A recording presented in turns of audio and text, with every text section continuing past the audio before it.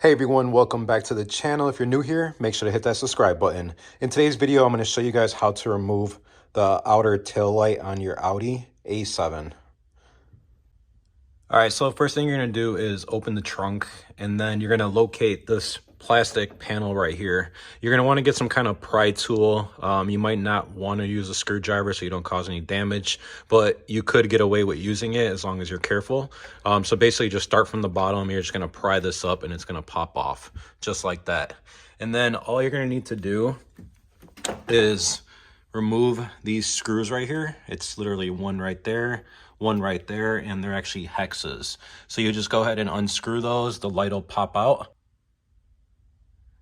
So after you get those two screws removed, what you're gonna do is you're actually gonna go ahead and pull it out just like this. And you can see right here, there's a little wire harness.